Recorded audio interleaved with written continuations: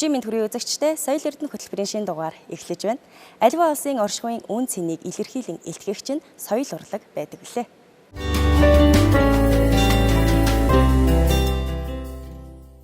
Хос чавцаар хорвоог уйрааж хүмүүний сэтгэлийг татах хувьдастай хөгжмийн зэмсэг бол морин хуур хөгжим. Тиймээс ч Монгол түмэн үн эртнээс морин хуур хөгжмөө өргөө гэрийнхээ хойморт залахын зэрэгцээ олон сайхан бүтээл төрөвлийг мөнхлөн үлдээсэн байдаг. Тэгвэл орчин цагийн хүүхэд залуучуудад зориулсан морин хуур хөгжмийн үүх түүх, үүсэл хөгжлийг илэрхийлсэн бүтээл бол морин хуур драмын жижиг юм. Тусгаар тогтнол чамайг тунхаглан бичин бэ. Хүүхэлдэйн театр бол хүүхдийн сэтгэл зүйд хамгийн гүн нөлөөлдөг, төсөөллийг тэлж, хүмүүжлийг төлөвшүүлдэг уран сайхны өвөрмөц хэлбэр юм. Үгнээс илүү хөдөлгөөн, дүр, дуу авианы хэлээр дамжуулан хүний сэтгэлийг илэрхийлж, хүүхдийн анхны гоо зүй мэдрэмжийг төлөвшүүлдэг нь энэ урлагийн онцлог. Монголд хүүхэлдэйн театр үндэсний үлгэр байгаль нүүдлийн ахуйг шингээсэн бүтээлүүдээр дамжуулан хойч үедээ ухаарал, уран сэтгэмжийн өвийг бүтээлчээр өвлүүлж байна. Бүлтэйгээ! Ой, бүлтэйгээ! Хайшраа чи! Сайн уу бүлтэйгээ? Юу сайн бэ? Чи чинь танихгүй дагаад хайж гэж байгаа юм бэ? Тань юм уу? Ийг сайн танихгүй л дээ. Гэхдээ ээж аав хоёр намайг аваад иргээд явуулсан гинэ. Тэгээд штий. Энэ ах надад зөндөө олон амттай мамж өгнө гэсэн шин. Чи хамт явах уу? Үгүй, би хамт явахгүй. Чи ингэж ээж аваасаа асуусан юм уу? Үгүй. Ой. Чи ээж аваасаа асуухгүйгээр хаашаач явж болохгүй. Ойлгов уу? Тэр тусмаа танихгүй хүн дагаад хурц явж болохгүй. Ойлгов уу? Монгол улсад үйл ажиллагаа явуулж байгаа цорын ганц мэрэгжлийн хүүхэлдэйн урлагийн байгууллага. Сүүлийн жилүүдэд одоо цахим хэрэглээ маш их болж байна. Гадны соёлын одоо нөлөө бас их болж байна гэж байгаа. Тэр хүүхэлдэйн театр бол хүүхдийн шийдэж чадахгүй бас ямар нэг асуудлыг шийдэж өгч идэг. Хүүхдэд хамгийн гол нь урлагаар дамжуулан гоо зүүн хүмүүжил олгоход одоо хүүхэлдэйн театрын гол одоо зорилго орж идэг юм аа.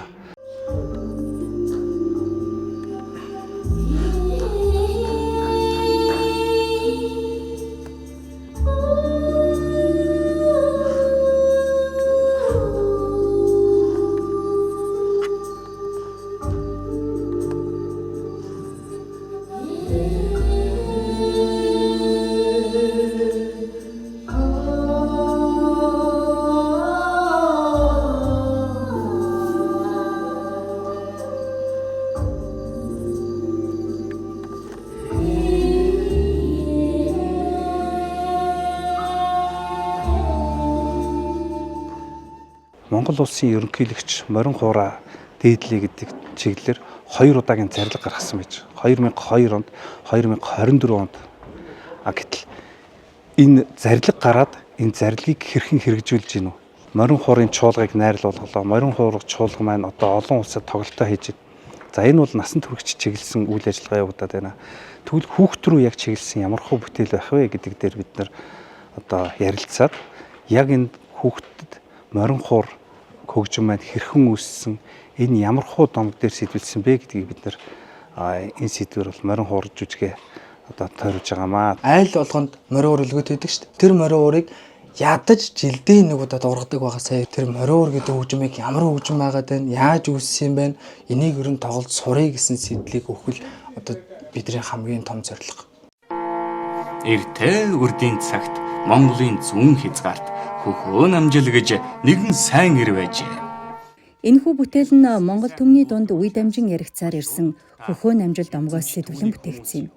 Эртний аман өв, түүхэн домгоос сэдвэлсэн уран бүтээл нь ирээдүйн хойч үедээ үндэсний ухамсар, гоо зүйн боловсролыг суулгах ач холбогдолтой билээ. Жүжигийн зохиолыг залуу жүжигчин инрэл бичиж, найруулагчаар мөн залуу уран бүтээлч даваа сүрэн ажилласан юм. Намайг сонирхол. Би сэлэх. Намайг талбал. Би мичиг. Нүүрээ яах? Нүүрээ харуулаач дээ. Нэглээ тань. Нэрээ мэдээчээ. 2024 оноос эхлэн яг Оросын холбооны улсад хүүхэлдэйн мэргэжлэлээр төгсөж ирсэн залуучуудаа авч ажилуулсан. За энэ дээр бол уран сангийн бодлогот бол хүүхэлдэйн одоо яг жүжигийн тавилтан дээр бол онцгой хэрэгэлт гарсан гэж хэлж болно.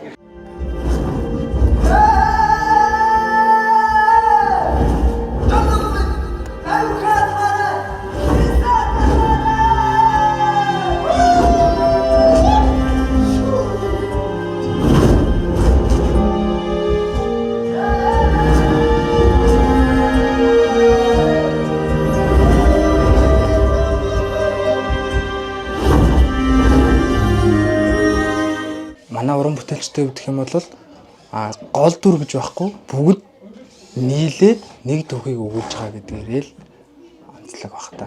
Өмнө ажиллажсэн дүрүүдээс югаар өөр вэ гэхээр бүх юм амьд хүүхэд болно, хүүхдээ хоолой, тэгээд буцаал томон болно, тэгээд шоронхайнуудаас жоохон төрлөг ороод ч юм уу цохилгууд ороод тэгээд хуураа өрөөд олно. Надаас ер нь маш их зүйл шаардсан.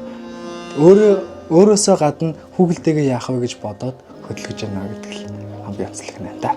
Хуучин одоо хүүхэлдэйн жүжигүүд дээр бол аль болох жүжигчнээ нуух тийм ээ, эсвэл бол баг өмсөх, эсвэл бол одоо таягтай хүүхэлдэй яг ширэмний ард ингэж байдаг. Энийг бол аль гарахгүй ирмэлцдэг байсан бол энэ жүжиг дээр бол бид нэр чөлөөтөө хийсвэр сэтгэлгээг гаргаж байгаагаар бол энэ онцлог байгаа. Хүүхэлдэйн драмын жүжиг гэж боддог байхгүй. Тэгээд тэр нь болохоор сүүдэр ашигласан байна. Сүүдрийн хүүхэлдэй. Тэгээд хүүхэлдэй болон биет хослуулсан. Сүүдрийн одоо хүүхэлдэй бол манай улсын хүүхэлдэйн театрт гэдэг юм урлагт бол байдаг хэдий ч тэр болгон хэрэгэлдэггүй байсан. Тэр зэрэг бид нар дээр нь нэмэлтээр сүүдрээр бас их олон одоо шийдлүүдийг оруулж өгснөөрөө энэ уран бүтээл маань их онцлогтой болж байгаа. Малар толгойд хүлэг чамайг чонон гэж нэрлэе.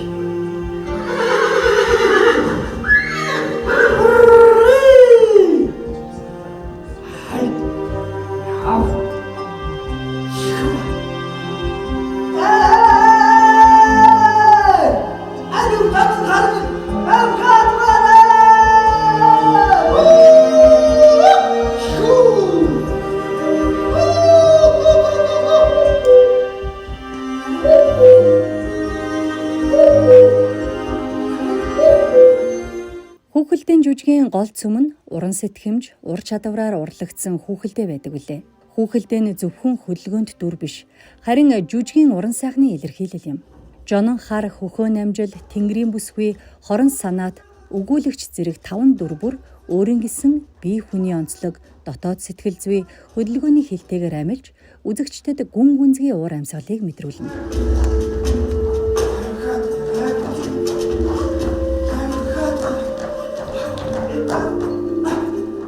Миний одоо нэг сэтгэлийн төвшин хамгийн дээд зэгтээ очдог хэсэг гэх юм бол яг мориор тоглолт гэсэн үг байхгүй. Морио бодно. Тэгэл би ч өөрөө хурдны морио өндөг жоохон хөтөөсөн байхгүй. Тэгэл хайртай морио алдах ямар байд юм мэднэ, зовлонгийн мэднэ. Тэгэл тэр бүхнийг яа. Тэр бүхнийг ингээд дурсгал тэн дээр л амирыг хүйтг.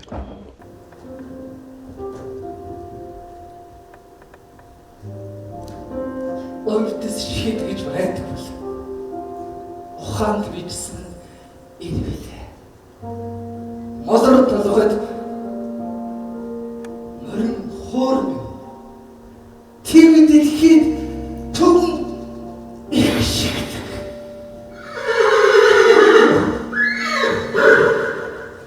Морин хоор хүүхэлдэйн жүжиг зөвхөн нэгэн түүхийг өгүүлээ зогсохгүй, хүүхдийн сэтгэлд их хэл үндэсний ухамсар, өв соёлоо танин мэдэх эхлэлийг тавьж, урлагийн гэгээ мэдрэмжийг суулган өгч байна.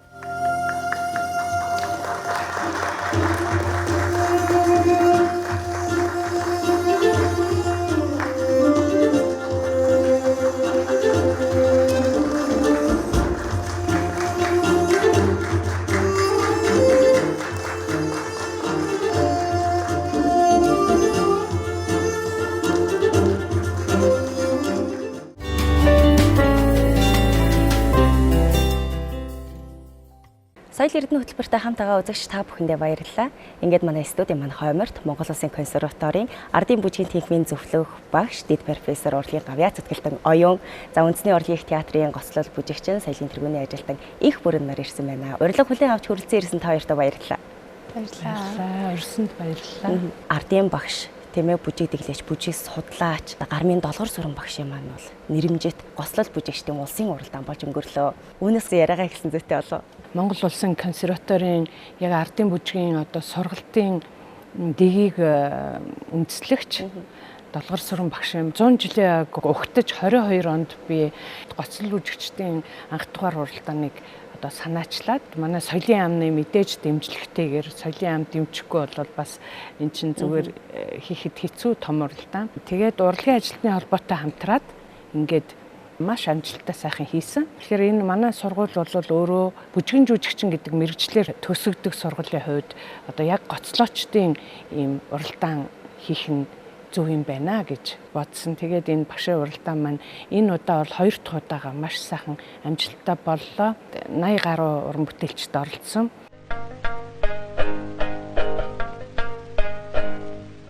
Энэ жилийн уралдаан бол түрүүчийн 1-р уралдааныг бодоход ерөнхийдөө нэлээд чансаа өндөр орж ирсэн. Одоо манай Улаанбаатарт байгаа мэргэжлийн урлагийн байгууллагуудаас 10-аад байгууллагын уран бүтээлчд орсон байна.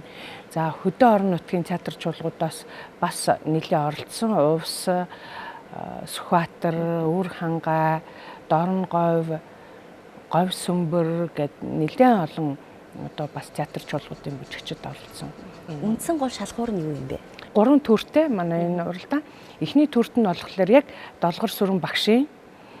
За тэгээд Долгор сүрэн багштай хамт энэ Монгол бүжгийн сургалтын суурийг тавьсан бас Дамдин гэж сайхан багш байдаг. Энэ хоёр багшийнхаа хийсэн бүтээлүүдээс заавал хийх бүжиг болгоод хоёр бүжгийг бүр нэрлэлцдэг. Долгор сүрэн багшийн дэглэсэн одоо уран гар үйлзүүр гээд хоёр эмэгтэй хоёулаа эмэгтэй гоцлол сайхан бүжгүүд байна. Тэрийг одоо мартуулахгүй тулд орох гэж байгаа хүн болгон энийг мэдэх хэрэгтэй гэдэг шаардлага тавьж байгаа гэсэн үг байхгүй. 1-р шатнд нь Жиний төвдөөс долгор бүжигчийг балигсан мөрнөс бүр тусны ардын тунэлцгийг биелэн үзүүлэх эрдэмтэй болгожээ.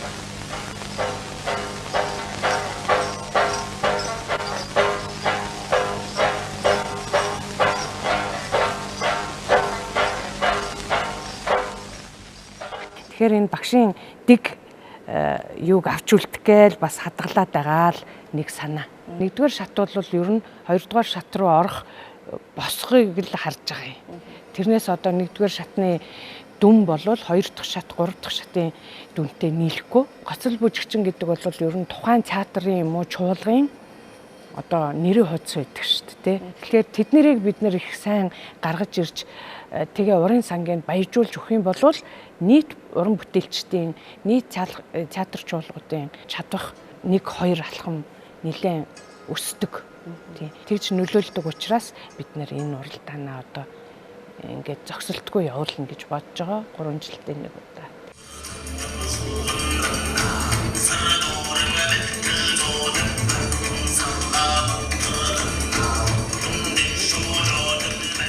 За их бүрэнгийн маань хувьд 22 онд анх зохион байгуулалт нь орж исэн үү? 2022 онд зохион байгуулалт нь миний би яг орж чадаагүй яг декреттэй байх хугацаа маань таарсан. Тэгтээ би яг уралдаанаа очиж үзчихсэн. Тэгээд дараагийн тэмцээн заавал орно гэд яг бодож исэн. Тэгээд энэ удаад яг зорж хүсч бол орсон. Мэдээж л дагаагшин тэмцээн бол одоо манай Монголын бүжигчдийн дунд зохион байгуулагддаг тэмцээнүүдийн одоо тэргүүн дээд тэмцээн бол яахын аргагүй мүү? Тэр ч утгаараа маш их хичээсэн. 3 жилийн хугацаанд нэгэсэндээ өөрийгөө сайсан хүлээсэн энэ уралдаанд оролцоод энэ сайхан цомоо өвөртлөөд гэртээ очиход гэр бүлийнх нь яаж хүлээж авч байна? Маш сайхан тэгэл өөлөлдөл. Ямар хоёр бүжгээр оролцсон юм бэ? Бүжиг дэглэгчд нь хэм? Тийм. Гавьяа жүжигчин Игэр багшаараа Судалт Уранхай гэдэг бие биелгээ тавиулсан. 3 дахь шатны бүжиг маань болохоор гавьяа жүжигчин Батгүй багшаараа Зам зуур бас яг тайзны Монгол сайхан бүжиг тавиулсан байгаа. Хөгжмийн зохиолчлын тухай ярих юм бол одоо яг Судалт Уранхай бүжгийн маань хөгжмийг манай нөхөр бичсэн. Одоо яг нэг уранхайчуудын яг бэлэгдэл хөгжим бол яг цуур хөгжим байдаг учраас цуур хөгжмийг голцоо ойруулж тэгээд нөхөр маань хөгжмийн найруулга дээр нь ажилласан байгаа. За Балаа багшийн маань одоо Зам зуур гэдэг бүжгийн хөгжмийн зохиолч маань болохоор манай Үндэсний урлагийн театрын мориорч Оргил Эрдэнэ гээд залуу байгаа. Тийм тэгээд нартаа бас санал тавихад маш гоёор хүлээж авсан.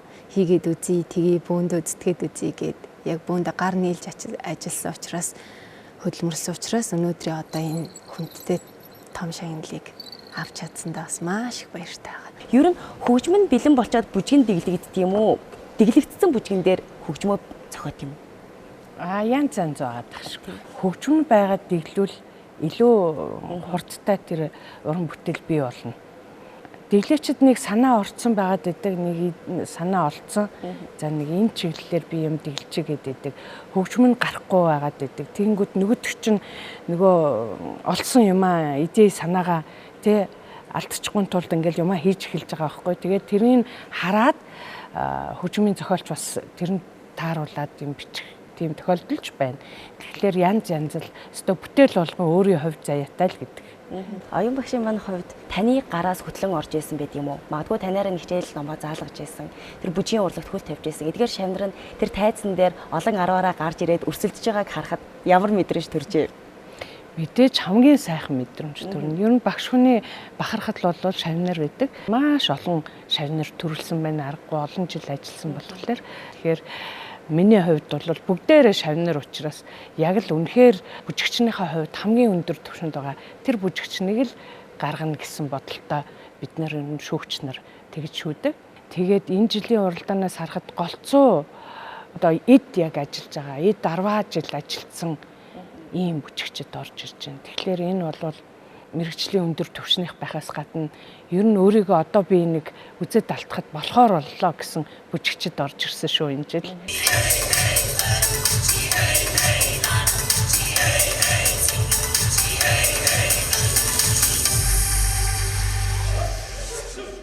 Тэгээд энэ жилийн оролцогчдын энэ танилцуулга дээр одоо нэгдүгээр уралдааны шагналтнуудаа бас ингээ хийгээд өгдөг. Дараагийн удаагийнх дээр эднэрийн нөгөө шагнал авсан юмнууд нэмэгдэн ингээл одоо түүх болоод явах юм. 3 жилдээ ингээл гаргаал яваад. Эргээд нөгөө бид нар юу хийж байна, ямар төвшөнд хийж байна, одоо юугаа сайжруулах уу, алдсан зүйл нь байна, олсон зүйл нь аль нь байна гэдгийг бас дүгнж гаргаж ирж байгаа хэрэг та. Тэр байтугай аль театрын илүү амжилт гаргаад байна, тий? Тэгвэл яагаад эднийх илүү амжилт гараад байна гэл ингээл өгөн дүн шинжилгээ хийгээл ингээ анализ юм хийгээл ингээд театр чуулгууд өөрсдийнхөө тий ажил дээр дүн шинжилгээ хийхэд болохоор байхгүй юу? За их бүрэнгийн маань хувьд дэглэгчдийнхаа одоо дэглэсэн бүжийг хэдийн хугацаанд сурж өөрийн болгож тэр тайзан дээр гарсан юм бэ? Манай ажил маань л яг хамгийн сүүлийнхэн тоглолтыг 3 сарын 25-нд тэгээд яг 27-наас амарч эхэлсэн байхгүй. Тэгээд яг тэр амарч эхэлсэн өдрөөс л яг хамгийн түрүүний ихгэр лагчтайгаа холбогдсон. Судалт Уранхай гэсэн нэртэй. Багш л яг гол барьсан зүйл нь бол яг л Уранхай язгуур намбыг барьсан. Яагаад ийм нэртэй болсон бэ гэхээр багш маань хэлэхдээ тэнгэрт одоо тэнгэрийн зааз гэж байдаг шиг газарт газрын судал гэж байдаг. Одоо яг тэр газрын судлыг одоо яг барьдаг те одоо мэдэрдэг тийм Уранхайн одоо тийм хүч чадалтай өвдөлттэй эмэгтэй бол миний охин. Тэгээ нөгөө талаараа л яг манай бүжгийн урлагт маань бас яг бие биелгээний өв соёл бас нэг жоохон ингээд алдагдах гад байгаа нэг тийм болсон ингээд мэдрэгдээд харагдаад байгаа учраас одоо багш нь яг энэ үднээс илүү язгуур талын барьж ингэж охиндоо дэглэж өгмөр байна. Тэгээд эхлээд бол бас хэцүүлээс л та яг багшийн нөгөө манерт орж чадахгүй, манерыг авч чадахгүй. Нэг мэтгэд л 5-6 цаг өнгөрцөн. Миний охин яг чи яг өөрийнхөө манерт оруулах гэдэг наа бититик тэхэл юм бол одоо наад бүжгийч утга санаа хамаг гол амин сүнс нь алга болчихноо. Алдагдана. Тэхгүй байхыг хичээж ажиллах хэрэгтэй тэгээд бас маш их мэрийсэн. Балаагчтайгаа ч гэсэн бас яг адилхан 20 хоног бараг сар юм да бас. Гэтэ балаагчийн бүжгийн хувьд л яг манай нөгөө нэг хийддэг бүжгүүдтэй нэлийн төхөн байсан учраас надад арай нэг ойр байсан. Тийм. Тэр бие биелгээний хувьд л ер нь хөдөлгөө баг үе мөч баг байдаггүй гэж ярьдаг шүү дээ. Анхнаасаа нэг бол их гэрэл бүжиг дэглээчийг тийм ээ энэ бүжгийг гэдэг ихтэн арай өөр бүжиг багшаа байж болохгүй юу гэдэг ч юм уу тийм саналыг тавиагүй юу? Анхнаасаа угаасаа би яг нөгөө маш их зорж хүсч тэмүүлж энэ тэмцээнд орно гэж зүтгэсэн болохоор надад хурах шалтгаан байгаагүй. Тийм. Одоо тэгэл би гэлтгүү ингээл намайг тойроод хүрээлдэг ингээл бас хүмүүс маань маш их санаа зовоол адилхан ингээл яг л тэмцээнд орох гэж байгаа юм шиг ингээл өөрсдөө ингээл сойгоол бодоол зовоол шаналал ингээл яг л адилхан надтай ингэж амьсгалж исэн. Уралдаанд орно гэдэг бол төрүүлэх гэхээсээ илүү бүр маш их ач холбогдолтой байдаг. Бусдыг харах, өөрийгөө аль төвшөнд байгааг мэдрэх тийм ээ. Их олон одоо сайн үр дагавартай маш их итгэх зүтгэл гаргаж оролцож исэн тэр газрууд л энэ уралдааны шагнал юмд хүрж байгаа байхгүй юу. Тэгээ энэ удаагийн уралдаан их сонир. Гран приг нь манай их бүрэн үндэсний урлагийн их театраас 1-р байрыг болохоор хоёулангийн эрэгтэй эмэгтэй байрыг цэргийн чуулга авсан.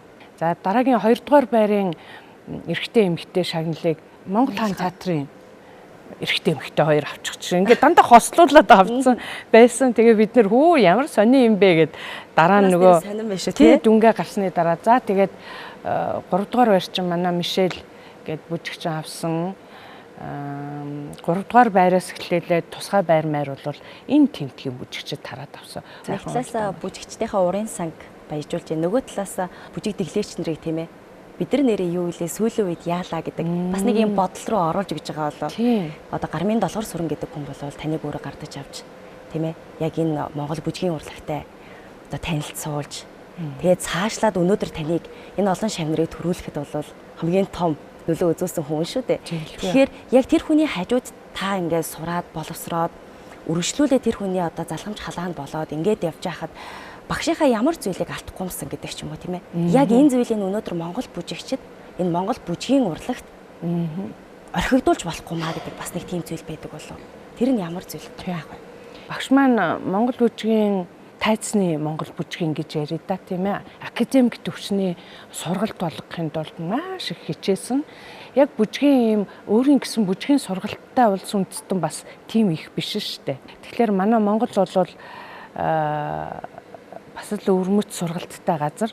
Тэгэхээр багшийн маань одоо энэ 2-3 багшийн маань, Дамдан багш, Долгор сүрэн багшийн маань хүсэж ямар төвшөнд аваачих гэж энэ анхын суурийг тавьсан бэ гэдгийг бол манай сургуульд үе үед ажиллаж байсан олон багш нарын хүчээр бид нар бол ерөнхийдөө одоо багш нарынхаа тавьсан замыг цааш нь маш сайхан авч явж байгаа. Ер нь бүжгийн урлаг гэдэг бол ингээд нэг тент нь очиод тулаад ингээд хамгийн дээд нь хүрчнэ гэж байдгүй. Хийгээлээвэл цаашаа хийх юм гараал байдаг. Тийм урлаг. Би чинь сонгодог бүжгийн хүүхэд байсан. Тий. Балетээр хичээлжсэн хүүхэд байсан. Тэгээд багштай ирээд анхны Монгол хөдөлгөөнүүдөө хийгээл сонгодог бүжгээс бас өөр учраас зарим нь эвгүй юм шиг нэг тийм сонин юм шиг санагддаг тийм үе байсан. Би уг 8-ндаа дөнгөж сургууль төгсөхдөө бүжиглэе гэсэн бодолтой. Тэгээ багш нь чамайг одоо өөрийнхөө залхамж халааг бэлдэж байгаа гэж бодож чамайг одоо үдээ хүргэсэн гэд ингээд надад бүр даалгавар өгсөн.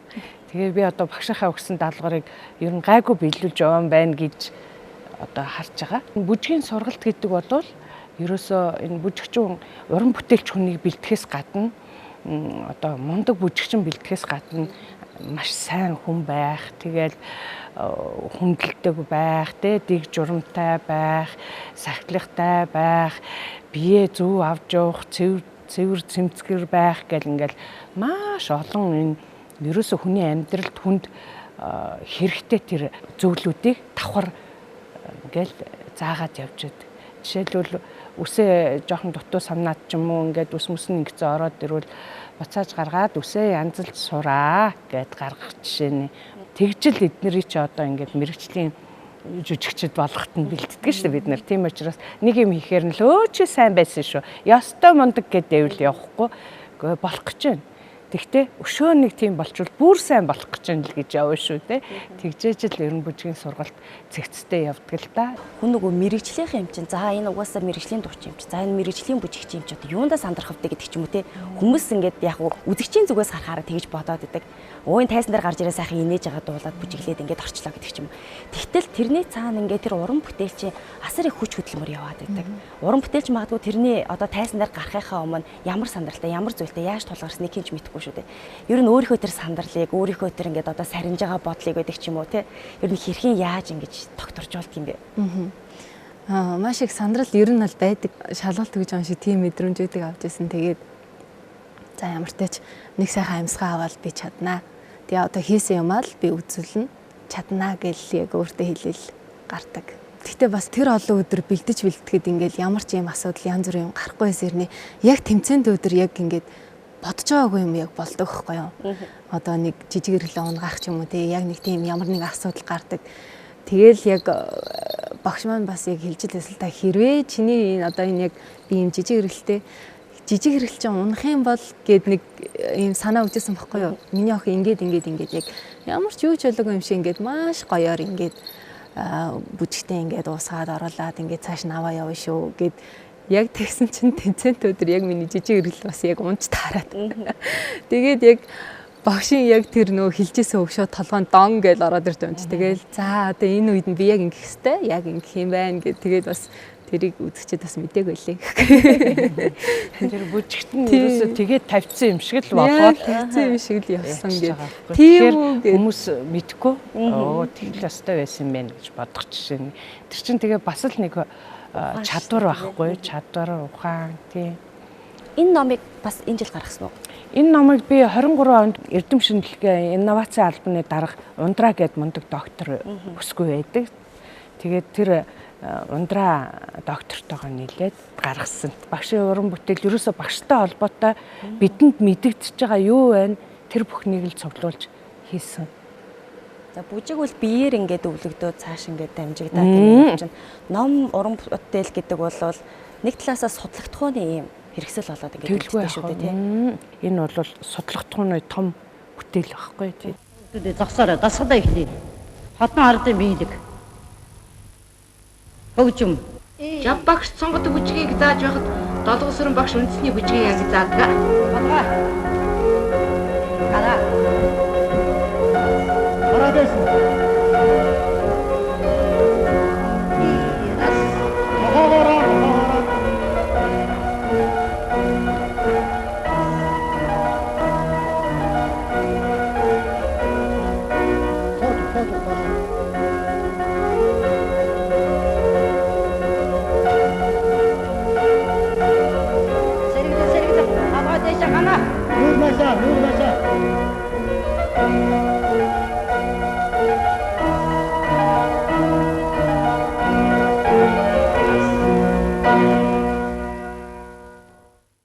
Одоо саяны хоёр уралдаан бол ерөнхийдөө нэлээд тийм эрхчлөө олгосон, өөрийгөө үзүүлэх боломж олгосон тийм маягаар хийсэн бол одоо дараагийн удаа бас яах вэ гэдгээ их сайн бодож чамбайруулнаа л гэж бодож байгаа даа. Эрхчлөө нь хэр хязгаартай явах вэ гэдгийг бас гаргаж ирэх юм байна шүү дээ. Эрхчлөөг яаж барих вэ гэдгийг те бас ямар хим хэмжээнд байх вэ гэдгийг. Долоор сүрэн багшийн маань нөгөө Монгол тулхтны 100 эрхэм.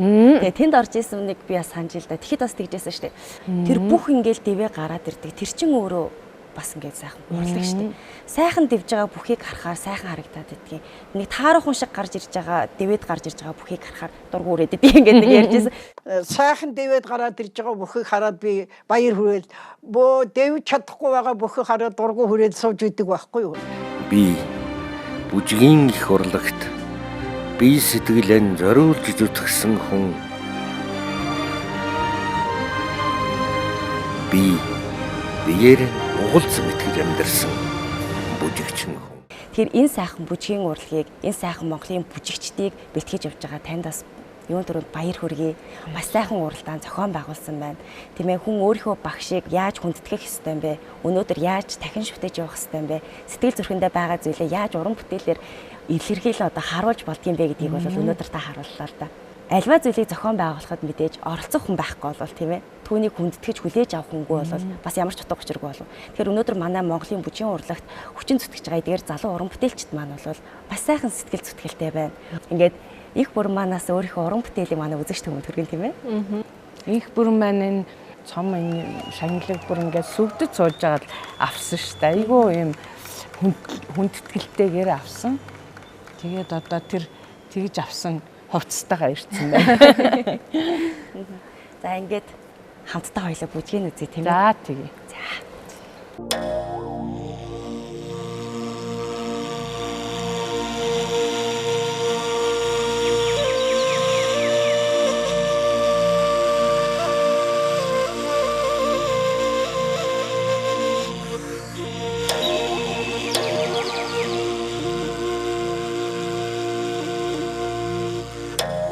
Цацруулсан цэврүүд нь биелсэн үрээхэ. Бөдөн баг ялгаагүй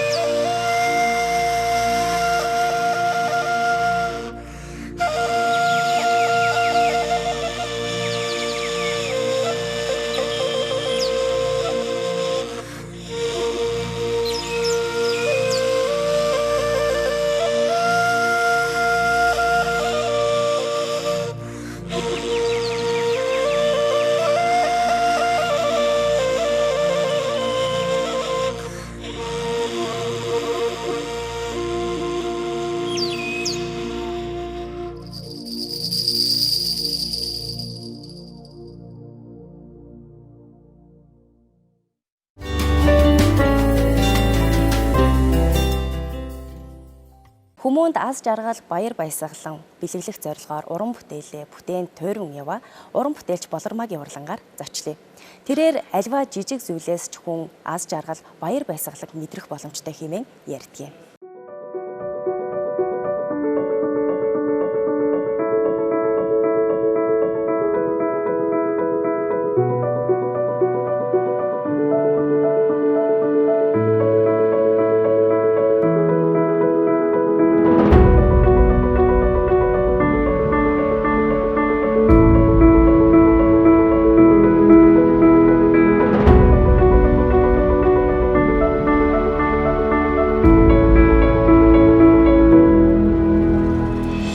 Бага бахын л зураачлахыг хүүхдүүд хүсдэг тий. 3 настайгаас эхлэл зурдаг. Тэгэл дандаа тэмцээн уралдаануудад оролцдог олон улсын болон дотоодын. Тэгээ ер нь зураач болно гэсэн мөрөөдлөө дагаал дүрслэхт одоо оюутан болж ороод. Тэгээ мэдээж яг манай зураач нарын багш нарын хэлдэг үг гэдэг байхгүй юу. Ардын зураачаар ороод тэгээд хинч биш гэдгээ ойлгоод төгсдгөө гэдэг. Тэгээ улам өөрийгөө хөгжүүлэх хэрэгтэй мэн гэж нэлээн одоо ажилласан, сурсан байгаа. Тэгээд сүүлийн 5 жил бол яг идэвхтэй уран бүтээл хийж байна. Тэрнээс өмнө дандаа эрэл хайгуул бүтээлүүдээ яаж хийвэл зүгээрээ гэсэн одоо эрэл хайгуулын жилүүд байсан. Болж өгвөл ерөнхийдөө урландаа нэг тэгж бужигнаад ах бас сонирхол бол байдаггүй. Тэгэл айгу төвлөрөөл суух хэрэгтэй гэдэг л та.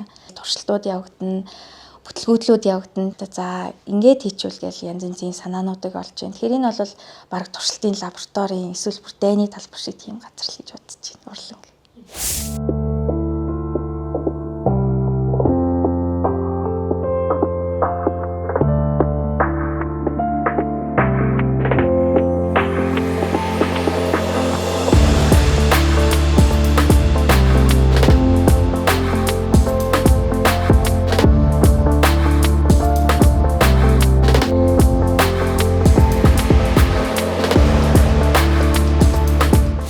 Зурсан зургийн ангийг төгсөж исэн. Тэгэхээр юмыг маш товч тэгээд тодорхой одоо чухал хэсгүүдийг тодруулж харуулдаг юм онцлогтой санагдсан. Тэгээд сүүлийн жилүүдэд медиа арт, перформанс тэгэл олон техникийг хойлох юм аргачлалуудыг ашиглаж ажиллаж исэн. Тэр дундаа одоо юу гэдэг нейросайенсыг эсвэл анагаахын шинжилгээ ухааныг эсвэл бүр компьютер сайенсыг яаж дурлагтай хольж болох вэ гэсэн ийм одоо зүйлүүд дээр илүү төвлөрж ажиллаж байсан. Тэгээ олон хүмүүстэй хамтраад зөндөө олон юм хийж явахдаа за би ер нь бол уламжлалт орчин үеийг хольсон төрлөөр ажиллах зүгээр юм байна гэж бодсон. Тэгээд олон төрлийн бизнесний үр дүнд өнгөт модон барыг олон тоогоор хэвлэж сүүлийнхаа үзэсгэлэн гаргасан байгаа. Тэр нь болохоор хамгийн энгийн, хамгийн одоо ойр эргэн тойронд байдаг дүрсүүдийг энгийншүүлж, хэлбэршүүлж, зөвхөн силуэт буюу гадна хэлбэрээр нь дүрсэлж хийсэн гэсэн.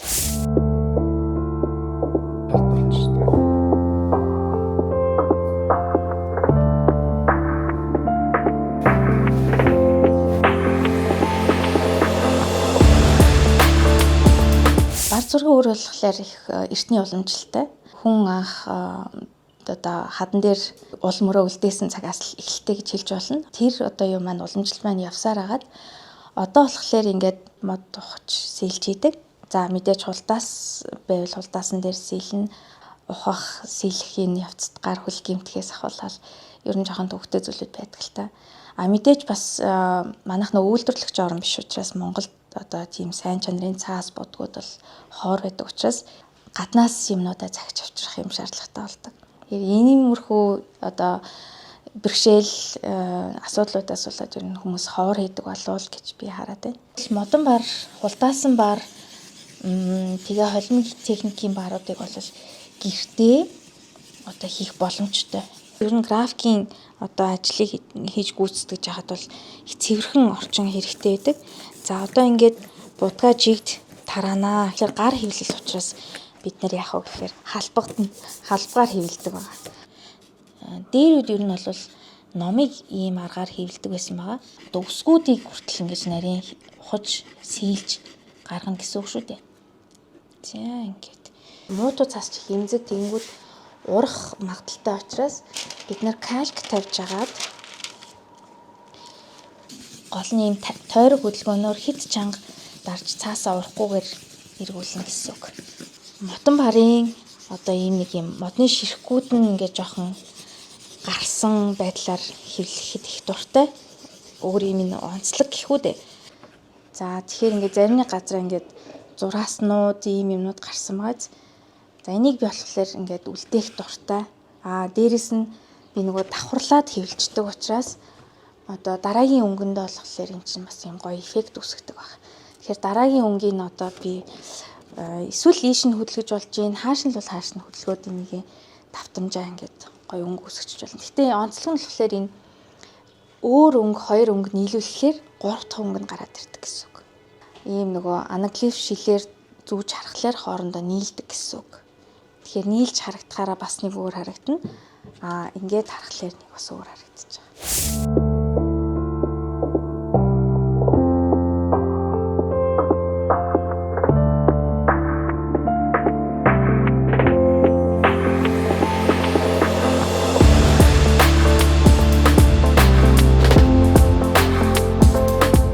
Нэг ширхэг зургийг гаргахад бол асар удаан цаг хугацаа зарцуулдаг. Бар зураг өөрөө ядчихад ингээ айгу юм товчхон ингээ хар цагаан яг өнгөт байлаа гэхэд одоо Японы бар зургууд бол их гоё юм уу зөөлөн уусан заримдаа бас тоод ингээ янз янз байдаг. Тэндээс бас сэтэл аваад өнгөтөөр ингэж бас гоё хийж болох юм энийг бас харуулахыг зорьсон. Яг тэр өнгөө найруулахтаа л уран бүтээлч яг мөн чанар дотоодынх нь хөнгө юм уу тийм хэлэх гэсэн санаанууд нь гарч идэг гэж боддог.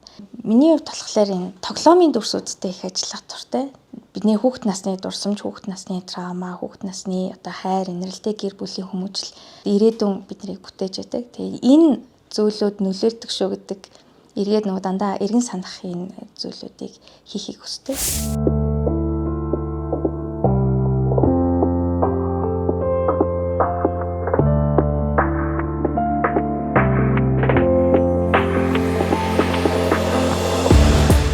Шингэн шилээр болохоор аль болох юм нумарсан, зөглөн өөрийнх нь шингэн гэдэг тэр мөн чанар дээр нь илүү ажиллахыг хүсдэг. За миний энэ морины дүрс бол хамгийн тайртай дүрс. Тэгээ энийг хийхийн тулд маш олон туршилтуудыг, маш олон цагийг бол зарцуулсан. Тэгээд хатуу зөөлөн гэсэн зүйлийг эсрэгцүүлэн одоо харуулахыг зорьсон. Ер нь бол яг манай нөхөр бол яг шингэн шилээр бол олон жил уран бүтээлээ хийж байна. Тэгэхээр инфлюенс буюу одоо бас нөлөөлөл орчлаа л да надаа. Тэгээ манай нөхрийн одоо хийсэн ажлуудаас туршилтууд дээрээс би бас нэлийн олон юм сурч авч байгаа.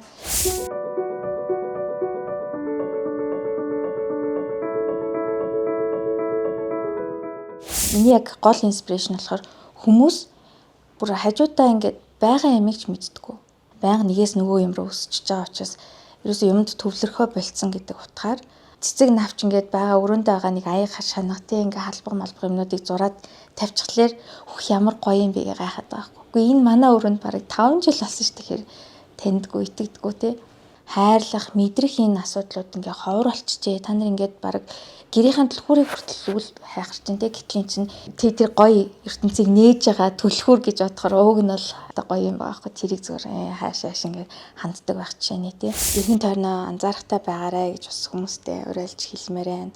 Яг юм жижиг сажиг зүйл гээд орхихгүйгээр бусд хүмүүсийг хайрлах, юмсыг анзаарах ийм байх юм бол одоо нөгөө будын гүн ханд хилдэг шиг тий санамсартай байх юм бол одоо маш их аз жаргалыг маш олон зүйлээс мэдрэх боломжтой шүү гэж хэлмээр байна.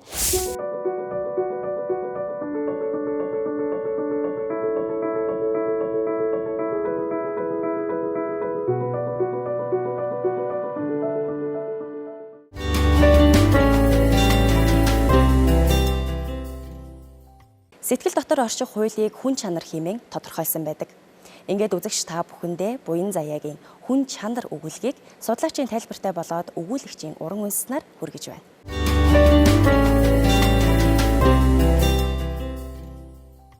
Цагдоржийн нэрэмжт шагналт судлаач, зохиолч буян заяагийн хүн чанар хэмээх богино өгүүлэг байгаа.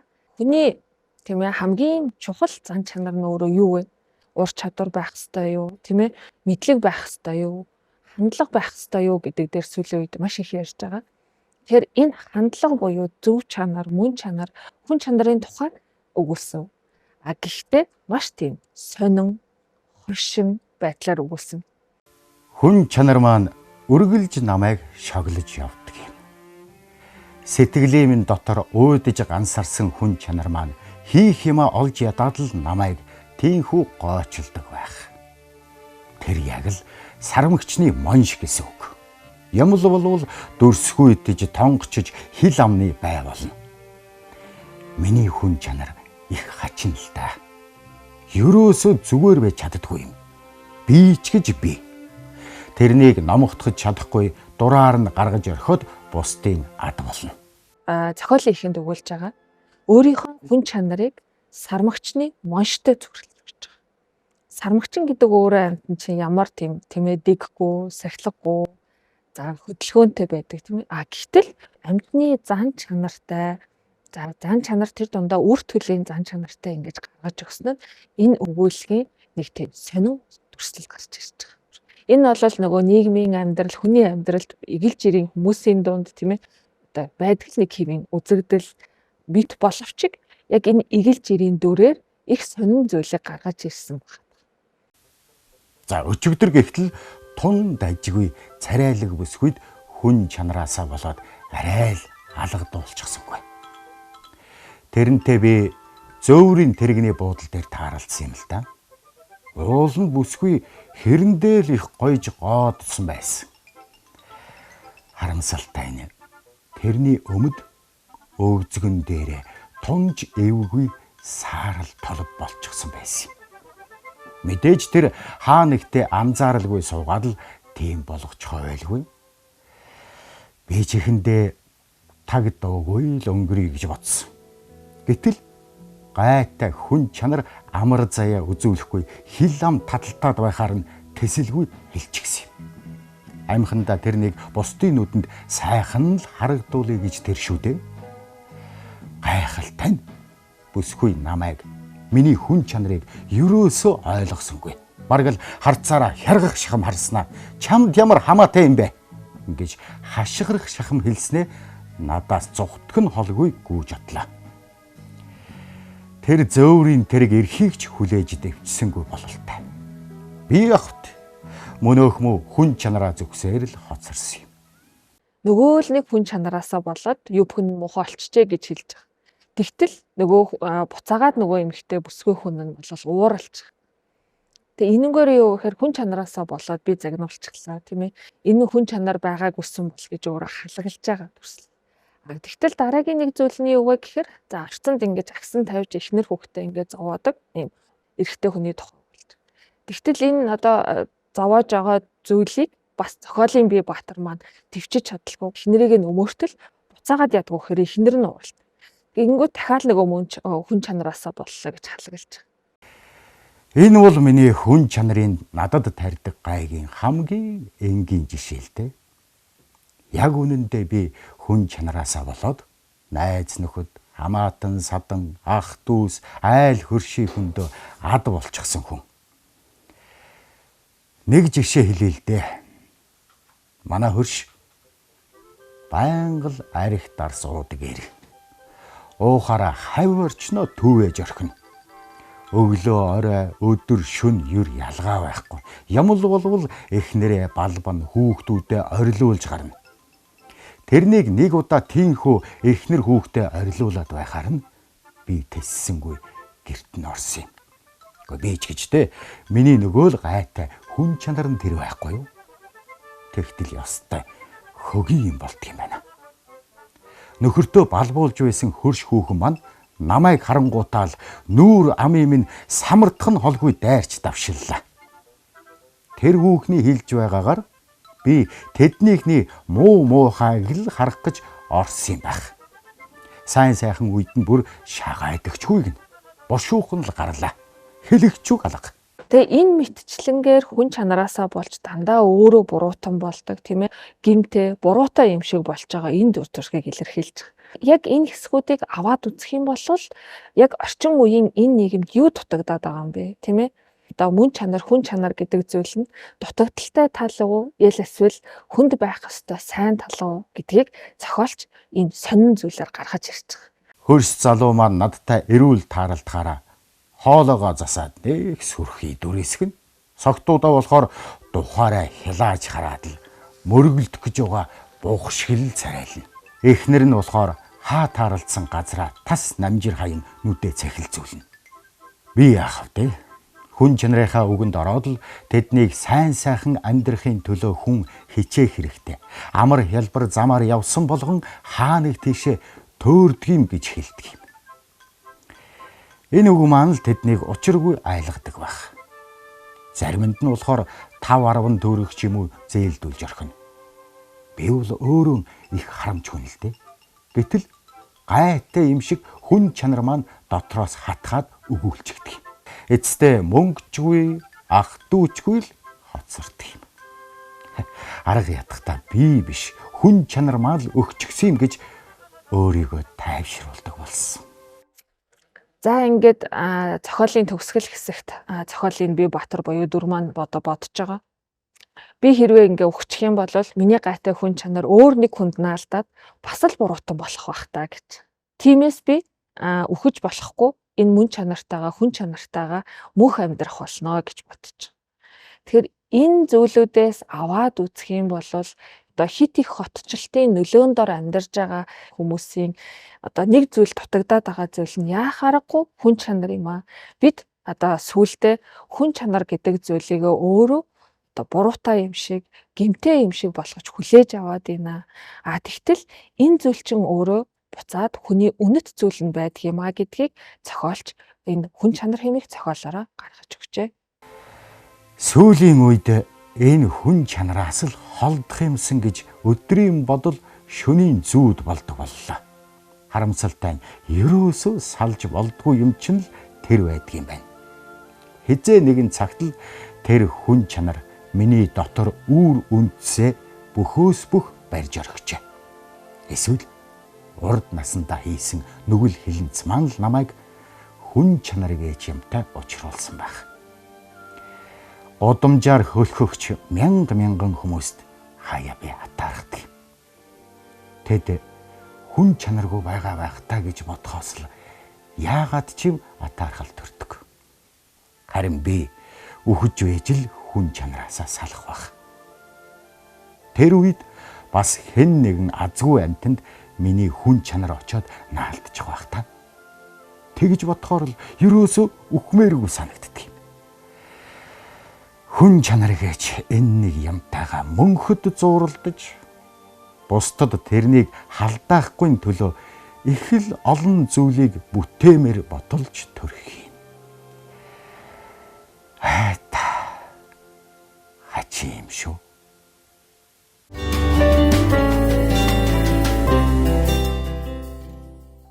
Урлаг гоо зүй танин мэдхийн соёл эрдэнэ хөтөлбөртэй хамт байсан үзэгч та бүхэндээ баярлалаа. Шинэ дугаараар иргэн уулзтлаа. Түр баяртай үзэгчтэй.